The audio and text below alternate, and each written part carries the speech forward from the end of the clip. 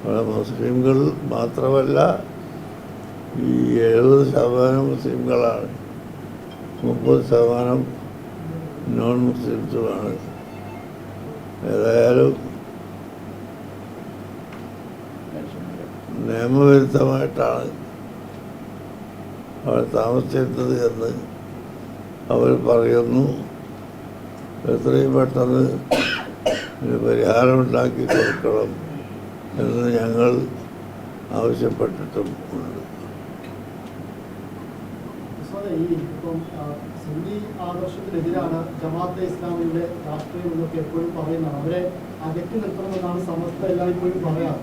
പക്ഷേ ഈ തിരഞ്ഞെടുപ്പിൽ UDF ജമാഅത്തെ ഇസ്ലാമിയുമായിട്ട് കൂട്ടുചേരുന്നു, അവരുടെ വോട്ട് വാങ്ങുന്നു എന്നൊക്കെയാണ് CPM ആരോപിച്ചിരുന്നത്. ഇങ്ങനെ അതിനെങ്ങനെയാണ് നോക്കിക്കാണുന്നത് ഉസ്താദ്?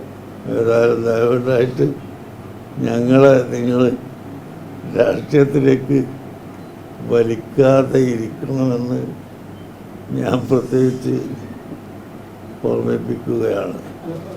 ജമാഅത്തെ ഇസ്ലാമി, മുജാഹിദ് തുടങ്ങി സുന്നിയല്ലാത്തവരോട് ഞങ്ങൾക്കൊരു നയം പണ്ടേ ഉണ്ട്. ആ നയത്തിന് ഒരു മാറ്റവും ഉണ്ടാവുകയുമില്ല.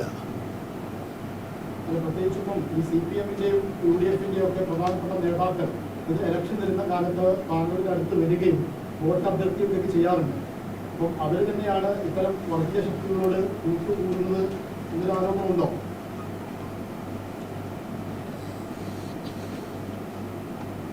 അത് ഔദ്യോഗിക തെരഞ്ഞെടുപ്പ് വരുന്ന സമയത്ത് അവരുടെ നയം എന്തായിരിക്കുമെന്ന് പഠിച്ചിട്ട് ഞങ്ങൾ ഇടപെടേണ്ടതാണെങ്കിൽ തീർച്ചയായിട്ടും ഇടപെടുകയും അല്ലെങ്കിൽ മൗനം പാലിക്കുകയും ചെയ്യും. ഈ EK സമസ്തയുടെ യാത്രയാതെ അവരുടെ മുഷാവറ അംഗമായിട്ട് ഉമർ ഫൈസി ഒരു പ്രസ്താവന നടത്തി. സമസ്തയിൽ വിശ്വസിക്കാത്ത ആളുകളൊക്കെ മുസ്ലിം അല്ല, സമസ്തയാണ് മുസ്ലിം, ബാക്കി ആരും മുസ്ലിം അല്ല. അങ്ങനെയുള്ളത്